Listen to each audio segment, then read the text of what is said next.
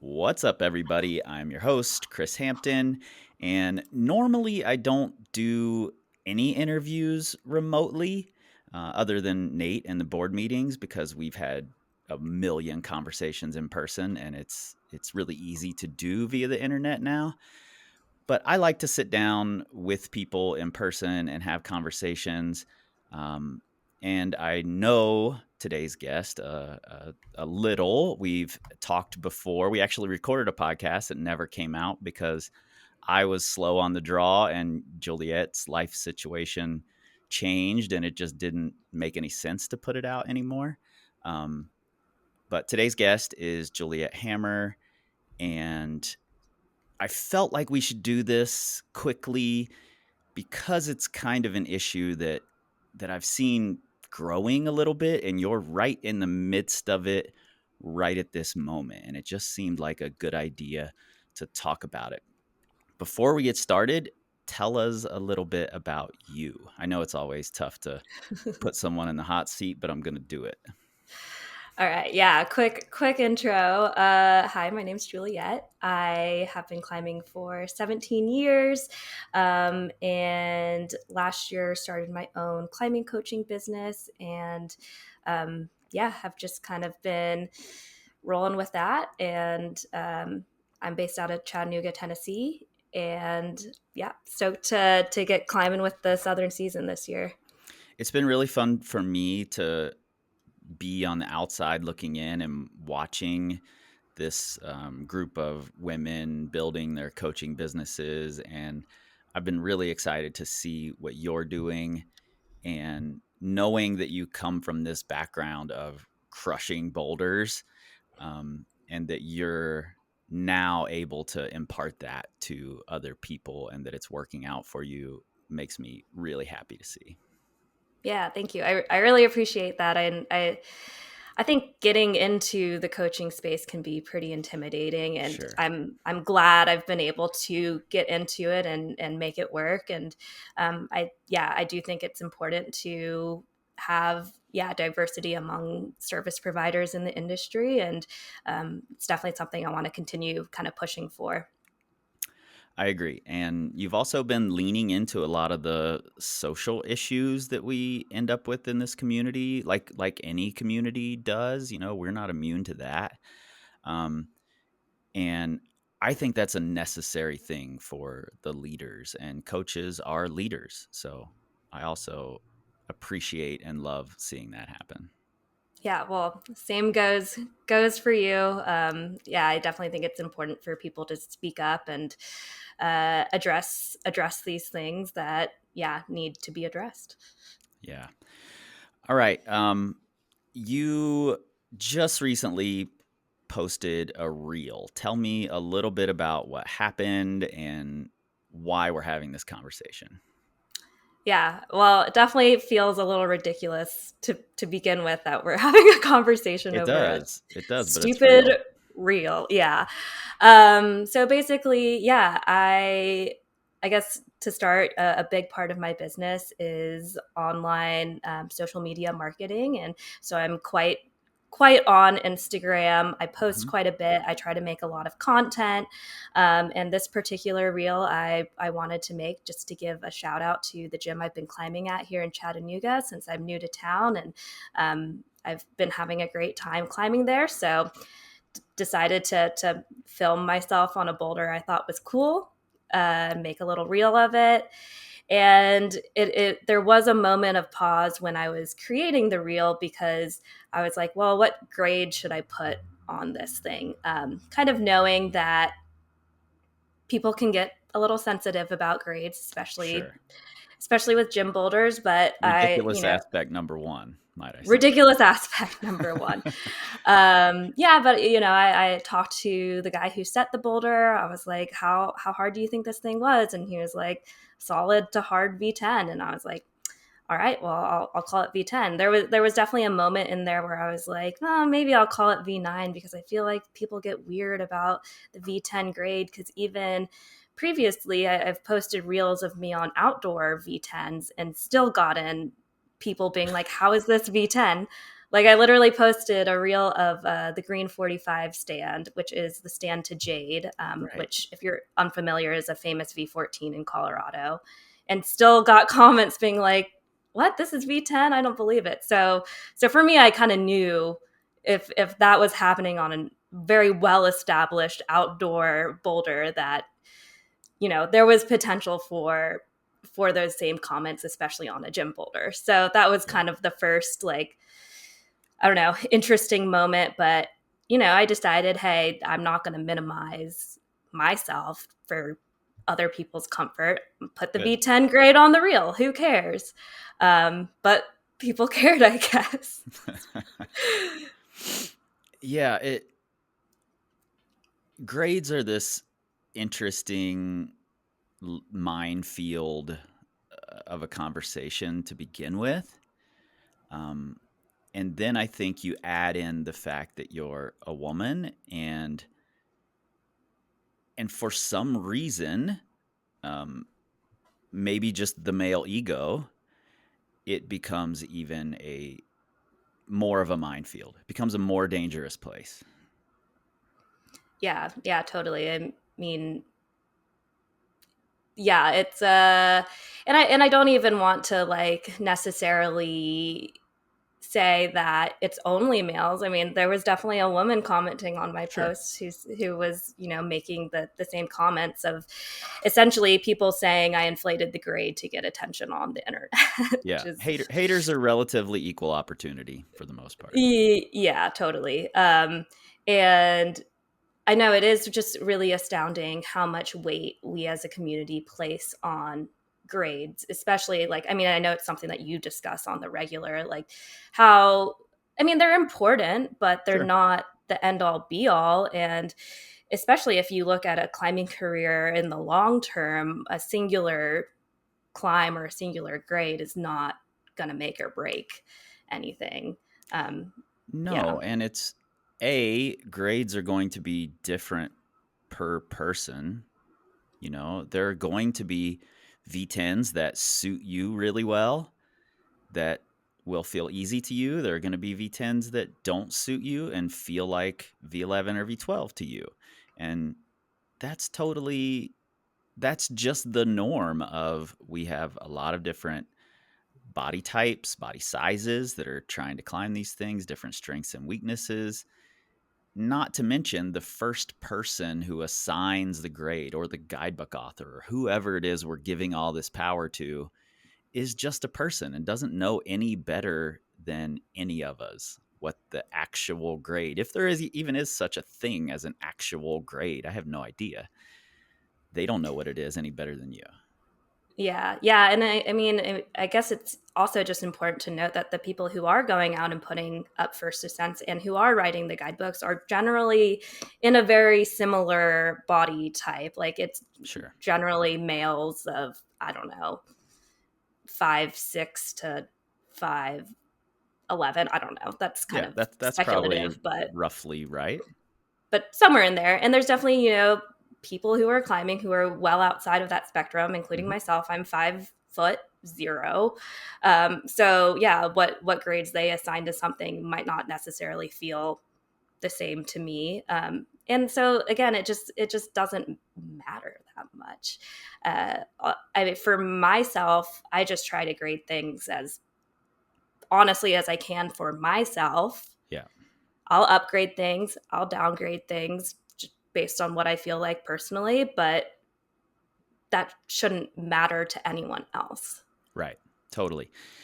And something that I've seen quite a bit, this issue happened on your post. I've seen it happen with other climbers on the internet, that the people jump in, these internet trolls jump in, and they think that they can say definitively, that would be this grade in my gym. I can look at these holds via my tiny little screen and this person climbing on those holds, and I can say for sure that would be this grade in my gym. That's magic as far as I'm concerned, because I can't climb a boulder and say definitively that's this grade, because I just don't know enough to be able to say that. Even if I've done hundreds of that grade before, whatever it is, I can't possibly say that. It reminds me a lot of, I used to work with this guy when I was a mural painter who was like the worst armchair athlete in history. He would watch a Mike Tyson fight and then say, "Oh, Mike doesn't hit very hard. I could take Mike Tyson." And I'm like, "What are you talking about?" Or I could beat Lance Armstrong in an uphill climb. No problem. And I'm like, "What? I don't get it." And it's the same thing with these people watching climbs on the internet.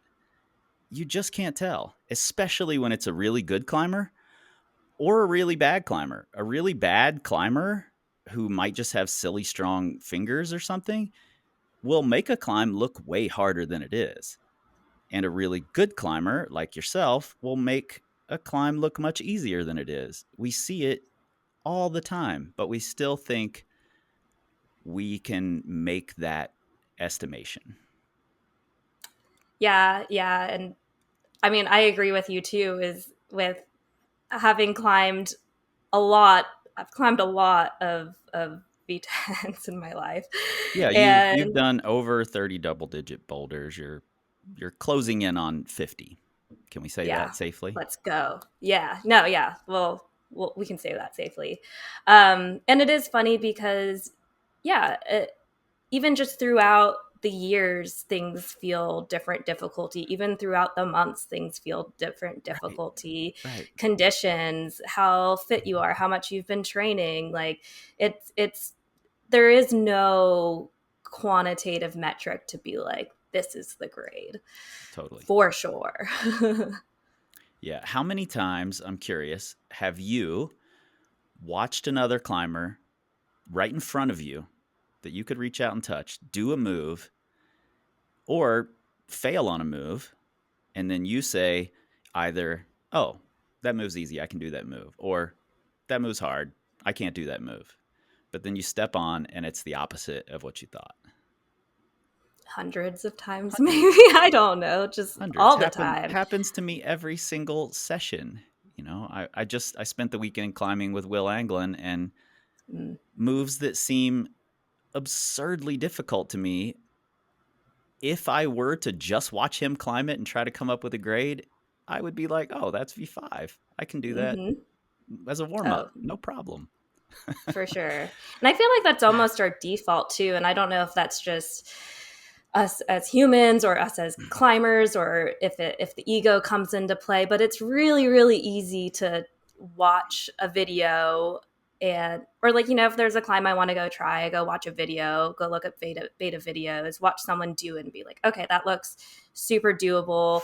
It's easy to go into a session, with your chest puffed out, like, okay, I Right. got this. Like I'm gonna flash this, or I'm gonna do this really quickly, and then you pull on and you're like, what? How? Yeah.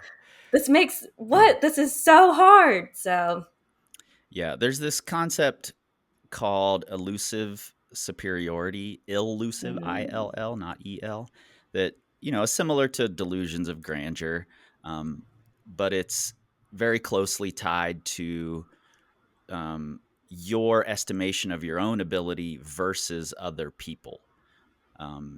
And it's also closely tied to this other concept called the Dunning-Kruger Effect. Are you familiar with this? In which you don't know enough to know that you don't know, mm, which the way it's explained is people are too incompetent to see their own incompetence.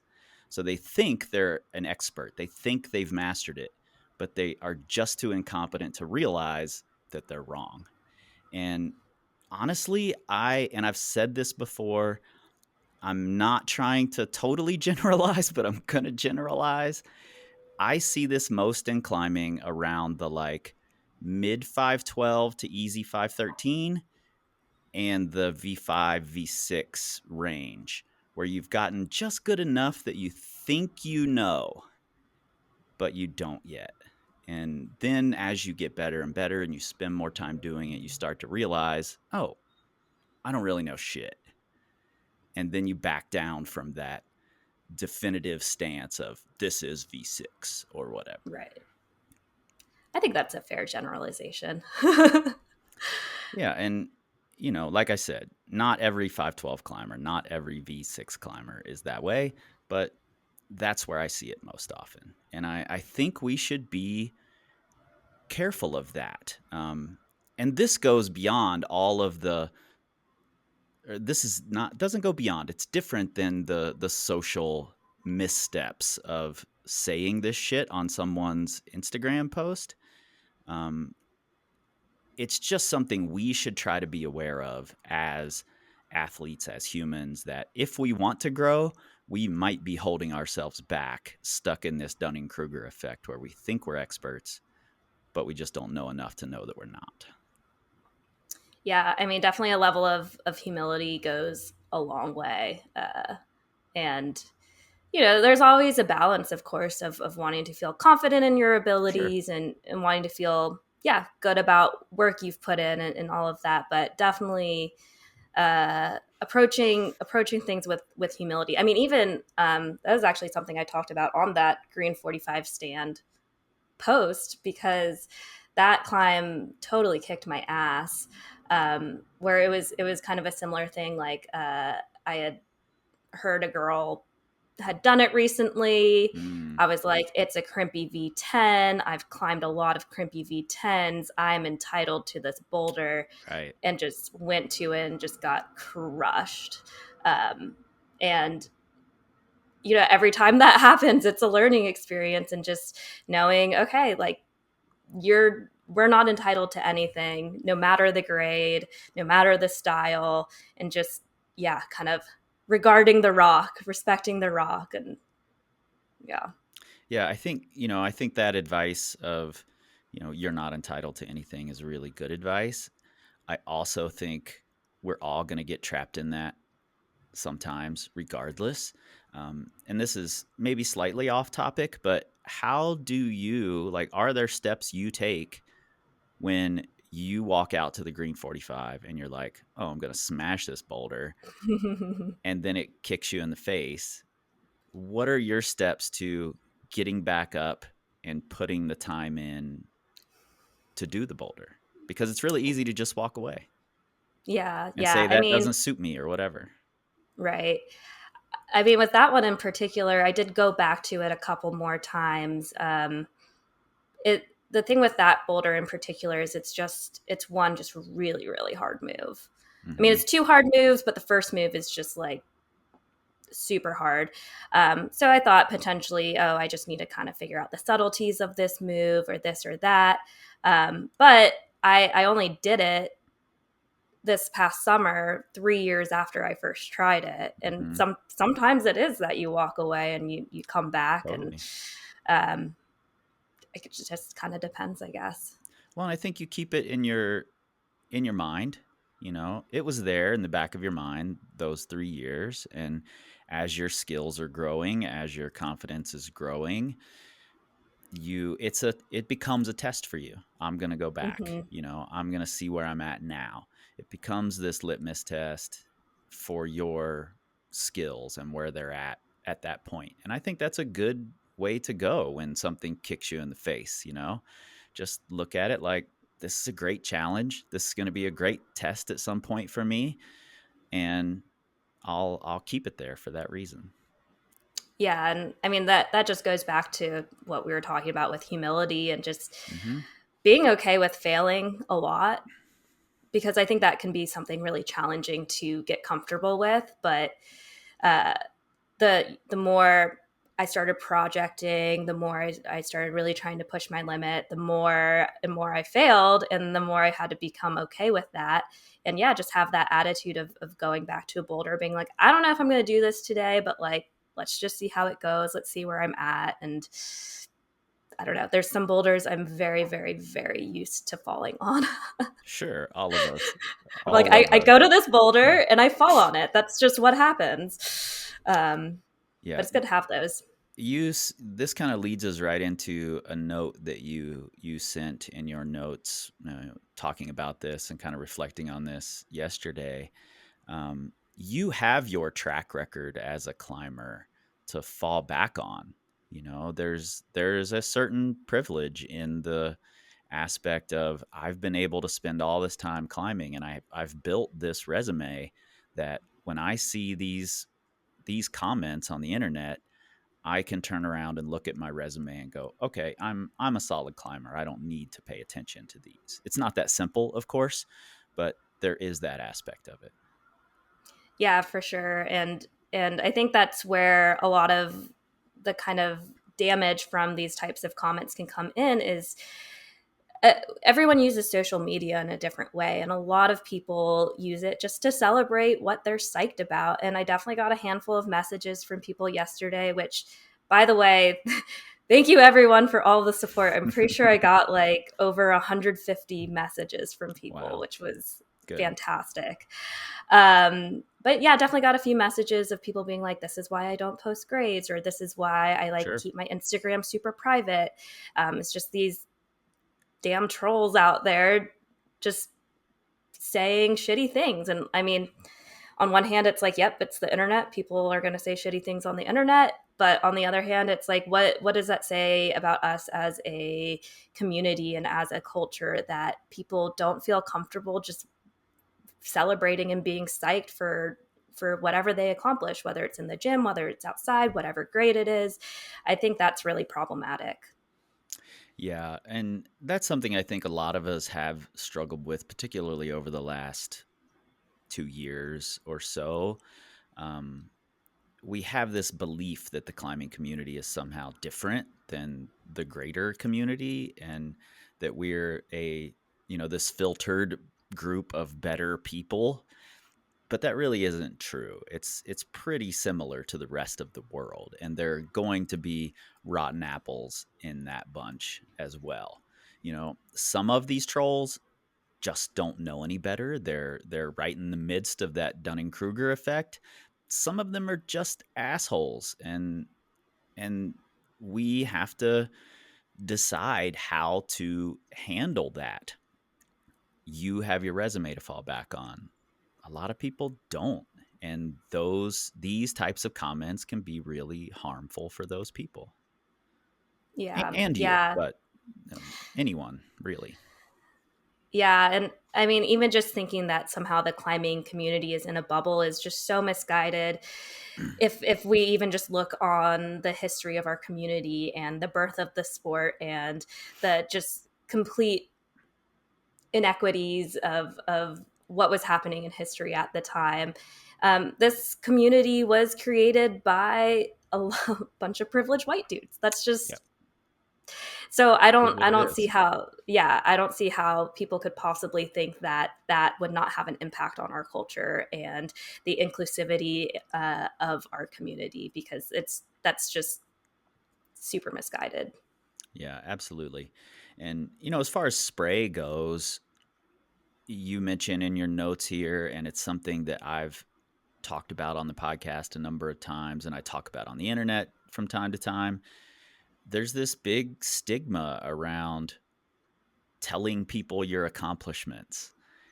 And I come from a world of gymnastics, hip hop, and skateboarding where that isn't the case. Like, you celebrate loudly your accomplishments, and it's this strange thing to me in climbing.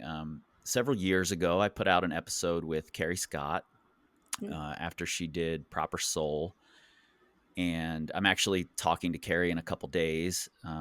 Going to meet her in Denver and chat with her about her recent Mango Tango Send, which is super badass. Badass, so badass. Yeah. Um, and the episode with Carrie was about, is it spray or is it just being cited about your accomplishments? There's a difference, and why do we have this stigma?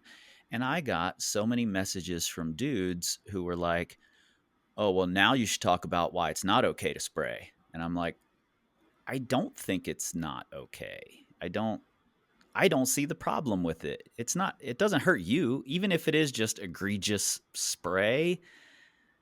It's not hurting you for them to say that. So I don't see the problem personally.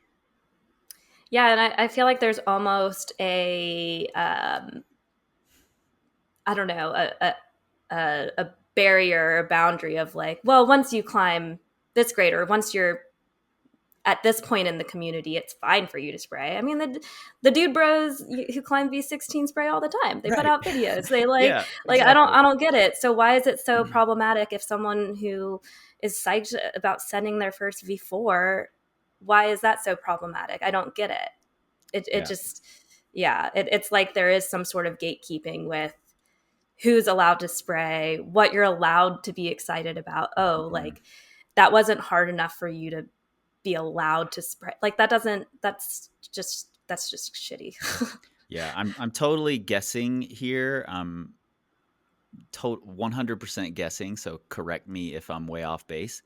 Um, I consider you like a, I don't even know what the word would be, a core climber. You know, somebody who has dedicated a lot of their life to climbing. It's totally okay to not be a core climber. I'm not saying that, and I'm just giving it a term. I don't, I don't have another way to explain it. But there are a lot of climbers who have dedicated a lot of their life, where they live, what their job is, to their pursuit of improving as a climber. You're one of those people. And I know, as someone else who has gone into that path, there is this stigma that we have to battle with a little bit. And then now, as you as a coach, you on the internet, you having to, show people what you're doing and talk about your accomplishments. How have you dealt with that disparity between, I'm a core climber, for some reason there's this like clause in my contract as a core climber that says you're not supposed to spray, you're just supposed to be humble, but now I need to. Is that Yeah, something you've no, struggled with? yeah, it was definitely a little bit of a transition because yeah, for a long time I didn't post grades at all. I was like, Yeah. well, I would just post the name of the climb and I was like, well, if they know what this climb is, then they know what the grade is. I don't need to Right. like put the grade out there. That's just, yeah, that's just, I don't know, again, that stigma of being like, well, that's just like egotistical or like super self-serving or whatever it is.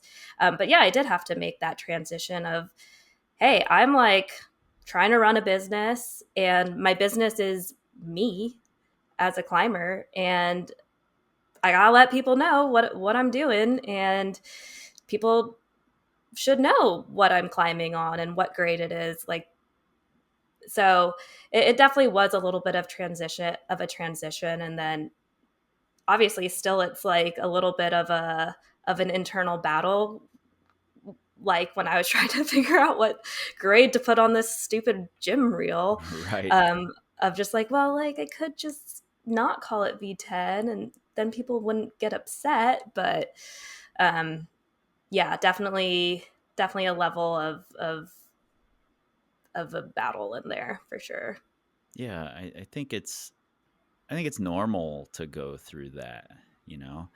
For me, I went through a phase of, I'm not going to put grades on things, But then it occurred to me, well, if I'm assigning so much importance to whether it has a grade or not, then I can't say I'm not putting grades because grades don't matter, because I've assigned this importance to it.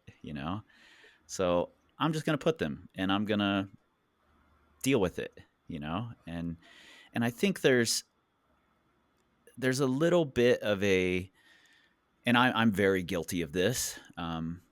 Maybe because I'm good at it. I'm someone with really thick skin. I mean, I used to rap about rock climbing. I have to have thick skin, to do something so ridiculous. So, um, I have really thick skin. So my answer has always been, until the last few years, you just need thicker skin. You Hmm. know, the haters are gonna hate. That's all there is to it. And there's some truth to that. But there's also the side of, if you want to be in this community, maybe try and do something good in the community. Maybe try and be a productive member instead of a destructive member. And comments like these on people's Instagram posts or YouTube videos or whatever, when you're totally out of pocket, you have no fucking clue what you're talking about when you say, oh, that would be V6 in my gym, maybe just don't make those fucking comments. Keep that shit to yourself. Yeah. Yeah. I mean, I literally, what did that add to a conversation? Like, I just don't understand the point. If you want to think that, that's fine. I can't do anything about that. Even the comments, it was like, okay, whatever. Like, what are you gonna do? I felt irritated. Was definitely annoyed, but yeah.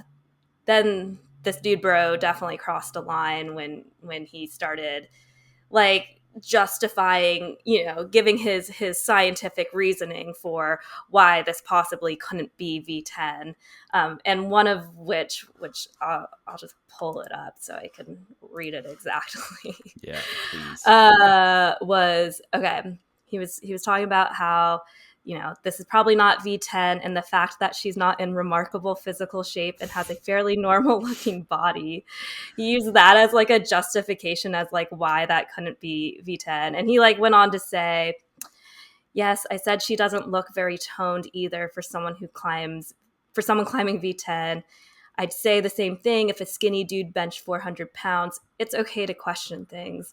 Sorry, this doesn't look like a route worthy of the V10 rating, in my opinion. And I was like, all right, that's the line. He crossed it. Like, no, I don't want to feed the trolls. No, I don't want to be reactive. But like, that needs to be addressed because that was just fucked up to say. Yeah, for Absolutely. many reasons. Absolutely. I I understand is the wrong word. Um, I get where he's coming from because I've been dumb enough to think similar things. I remember seeing a guy years ago in the gym who just didn't look like he should be able to climb that hard. And he's crushing. Nate and I both were like, who is this dude? Obviously he's a crusher, but we never would have guessed if we just watched him walk in the gym. And there are a lot of those people out there. And basing what you think is required for you to climb hard, and you're probably wrong about that too, mind you, but basing what you think about yourself, using that to justify making comments on someone else's Instagram because you think they don't look like they should be able to, not only is just ridiculous, but it also has a lot of potential to be really harmful for the people who are reading it. Not even just the person in the video, but all the people who are also reading it. Yeah, and I mean, I think we've all been there. I'm not gonna like pretend and to sit on this moral high ground and say I've never Sure. like made a knee jerk assumption about someone based on whatever. But I think that just speaks to uh, us as a climbing culture and as a community, as to like who we see as able. Like, he literally was equating me, in his opinion, not being toned enough to me being unable.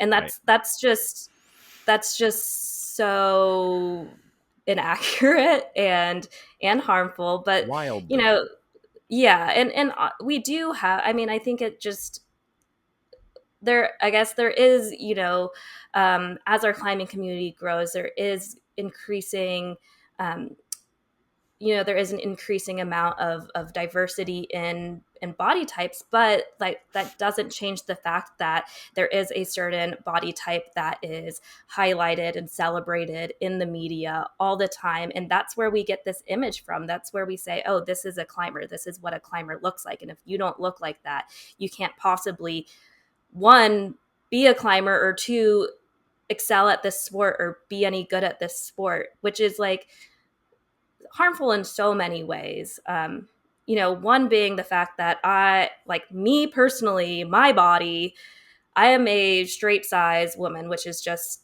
means not plus size. Like I am in any other context in the world, I'm like a very like fit person. Uh, Absolutely. and I think it's really, really challenging to hear those things because um, I don't know. I don't want to. This is like a definitely like a very tricky topic to talk about It is. because yes, I acknowledge that I am a skinny person. Um, that being said, in the climbing community, I have personally struggled with some serious body dysmorphia because I didn't think that I fit the mold of the woman's body who is highlighted and celebrated. Um, I have thighs and an ass. That's just what it is. And for someone to come in and essentially say like she's not toned enough, meaning I have too high of a body fat percentage to possibly climb hard, is like so damaging. And for me right now, I can honestly say that I'm in a good place with my body. I've Good. done a lot of work to overcome that body dysmorphia, but yeah, had this comment been made even 6 months ago, I just don't even know how I would have reacted. And um, of course, you don't want to put weight onto what a troll dude bro says on the internet, but like I'm still a human. I still read that. I still, if it's the right words to trigger me, it's gonna trigger me. So Yeah. um, that was the line for me, and that's why I was like, all right, well, I'm glad we're talking about this now. Yeah, absolutely.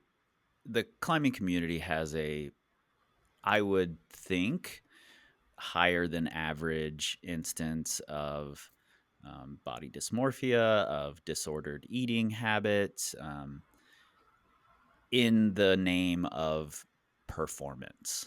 Um, and knowing that, it's totally irresponsible to comment at all on someone's weight, um, in person, on the internet, anywhere. I had a great conversation with Carolyn Wicks on the podcast a few months ago, I think. It all blurs together in my mind, but I'll put that in the show notes if you're interested. If you're someone who deals with um, the not knowing how to make comments, feeling like you should make a comment, um, or not knowing how to talk to your friends who you think might be struggling, or you're just someone who's listening to this right now and you're like, "Oh, I hadn't thought of this. I want to change." Good for you. I'll link to that episode. We've also been having a great conversation in our community forum about this as well. It's prevalent amongst men and women.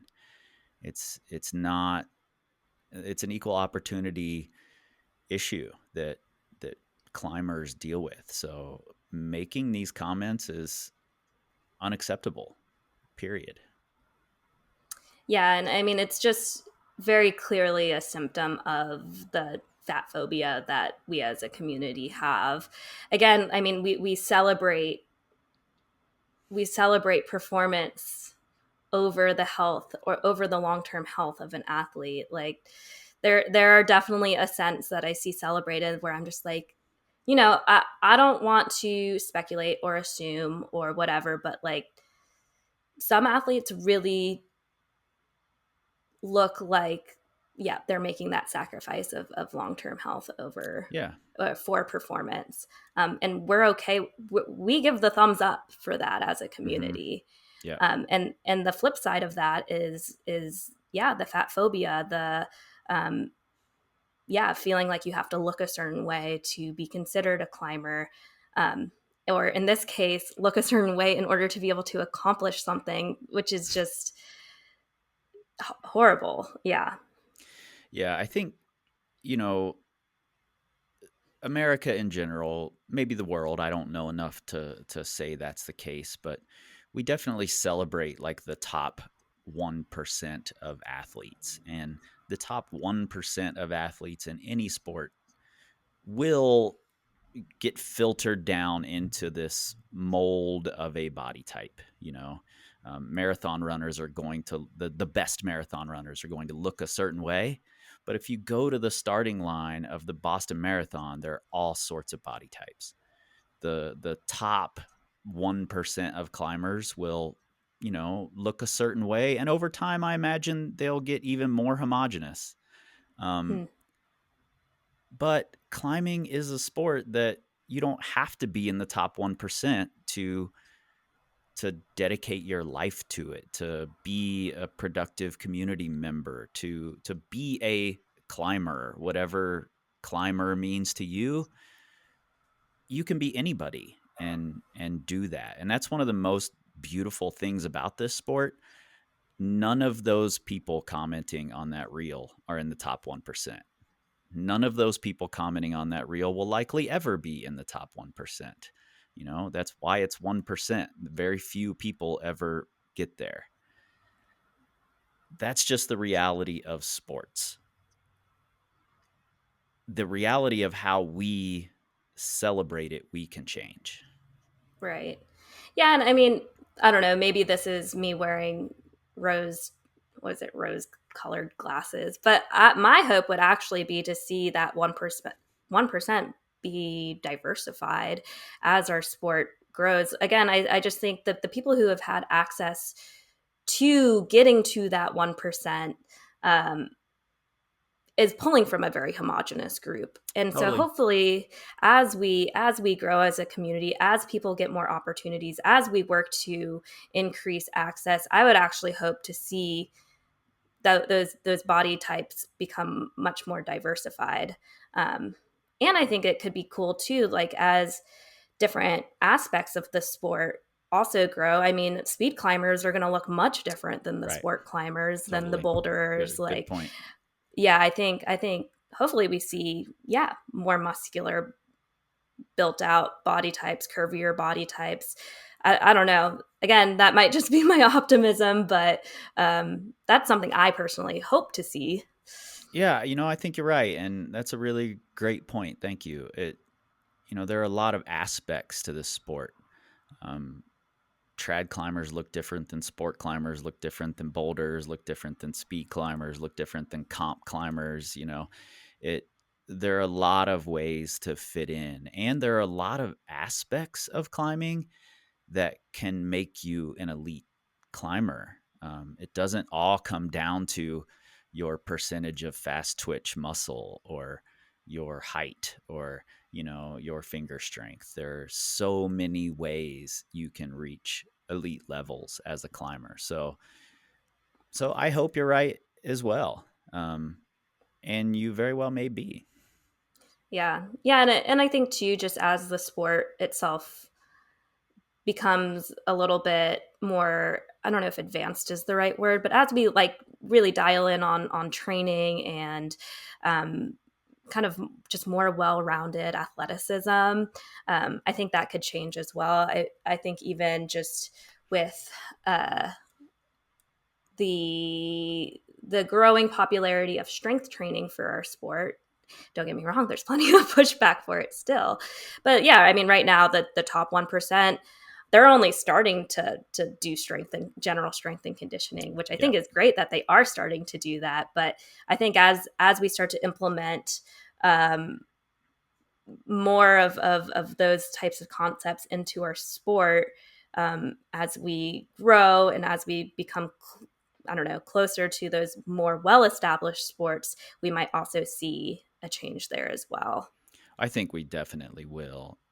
That's a great point. Also, if we look at the NBA, as short a time as 50 years ago, NBA players were super skinny, long, tall people, and now we've got people like LeBron James showing that, oh, if we're stronger, if we're bigger, this we can be better.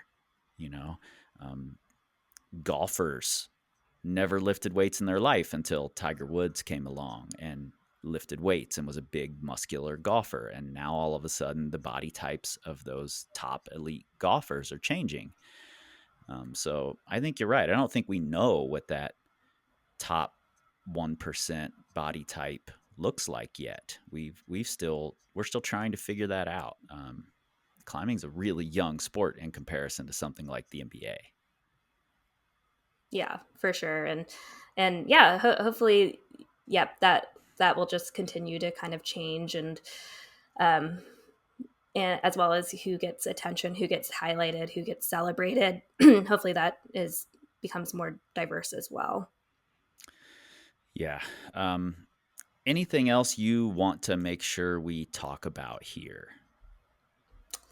Um yeah, I mean, I guess um I'm glad we like brought up all these topics and addressed them, and um I don't know if we want to just spitball some like potential actionable steps or Yep, like, that's where I was going. yeah, yeah. Yeah, I mean, number one, I think just take a second before you post in a reactionary way. It's totally okay to not immediately post your gut reaction. You know, none of us have all the answers. None of us have thought through everything as completely as we can. Our first reaction is very often going to be the wrong one. Um, so think a little bit before you post. Think about how it's going to affect other people, not just the person who posted that thing, but also all of the other people who are going to read it. Um, and if you're completely just self-absorbed, think of how much it's going to make you look like an asshole, and maybe that's enough to not post it. It's not a good answer, but maybe it's a reason you won't post. Yeah. Yeah, and I would say kind of similar on the receiving end. I've found that it's really similar in that, me receiving comments like that, thinking, okay, I could for sure react right now, Mm-hmm. but I want to address this in a way that's going to be productive. And it's kind of that difference between reacting and responding. And, I mean, do what you got to do. If you need to react, but ultimately, especially like with internet trolls, that's what they want, right? So, Yeah. um, yeah, just trying your best to take a second. There's no time rush on getting a response out. So I'd say, yeah, on the receiving end as well, just take a second, take a breath, and yeah, figure out how to like what's going to be the most productive plan of action, whether that's just not responding at all, um, or addressing it in the way that you want to. Yeah, good advice.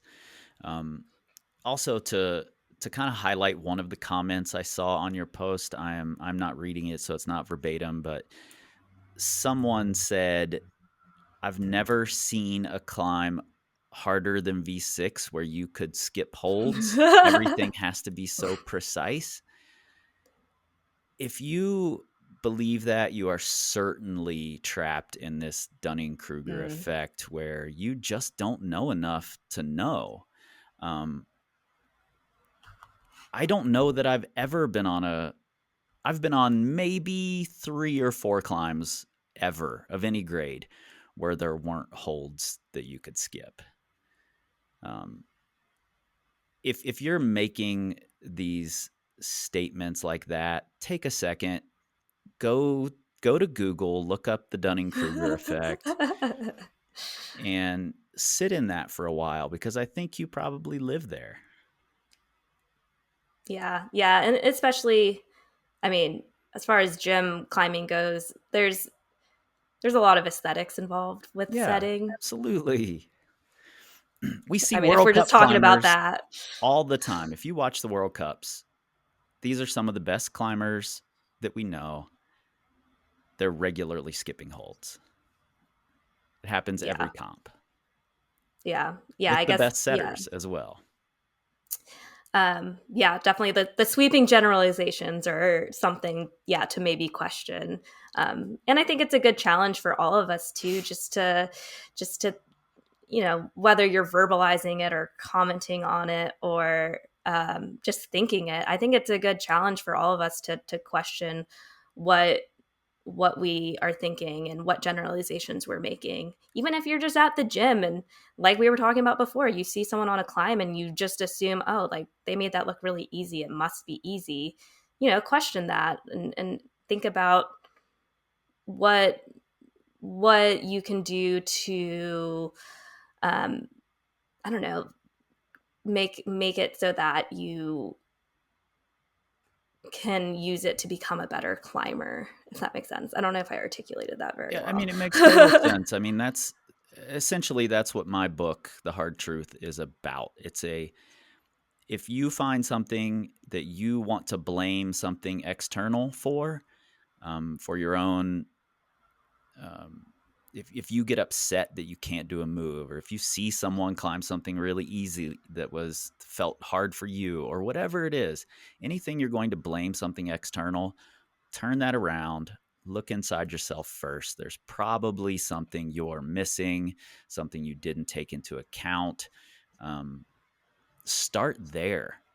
Don't push it out into this external thing immediately. If I see if I see a woman climb something that has a hard grade attached to it that I'm not familiar with, I just accept that that's a hard rock climb. That woman is a badass. And I hope I get to climb with that person sometime because clearly I could learn something from them. It's why not go there instead of, oh, well, no way this is that hard because I mean, look at her, look at those holds. Can't be that hard. That's Yeah, ridiculous. You have no idea. You're full of yeah, shit. yeah, yep, yep. And ultimately, not productive for anyone involved. Yeah. Um Anything else? I think I think turning it around and looking at yourself first, taking some time. If you're on the receiving end of this and you have a strong community around you, which you hopefully you do, if you're a climber, um, look to them. If you need someone to boost you up, that's why a lot of us are here. It's what you experienced yesterday, um, and I hope that everyone has that. Yeah, absolutely. Yeah, very, very thankful. I mean, that's a huge part of why we're climbers is for the community. So I Yeah, think it's our responsibility to try and make it better all the time, never totally. ending process. So Totally. Well, thank you for being willing to have this conversation, kind of spur of the moment, and sit down and talk about it. It's a thing I have seen over and over again, starting with, you know, back when I was a Red River climber, watching Katie Brown on site Omaha Beach and it immediately getting downgraded. Um, and then hearing stories about Bobby Bensman doing better eat your Wheaties and it immediately getting downgraded. And why do we just automatically assume these people can't be as strong as they are? A lot of that is the male ego. A lot of that is our failing as humans to, not look at ourselves first. So I'm glad you were willing to sit down and have this talk. yeah, I appreciate you reaching out to have the conversation as well. And um, yeah, this was a great platform for me to kind of be able to unpack my thoughts on it and hopefully, yeah, just set an example of what's acceptable, what's tolerable, and what's just not. So yeah, thank you. Yeah. Where can people find you? You've got a lot to teach people. So where can they find you? Yeah, I'm on Instagram at Juliet, Juliet underscore Amanda. And then my website is julietamanda.com. Great. And definitely, if you're in the market for coaching, you just want a person to follow who is inspiring and motivating and just an absolute crusher, please go follow Juliet. Like I said, lots to learn from Juliet. So, and I hope we get to climb together sometime soon. I'm hoping to make it to Chattanooga this winter. So we'll see how Do that it. goes. I will hit you up, and maybe we can sit down and do this in person again. Talk all Totally. about coaching.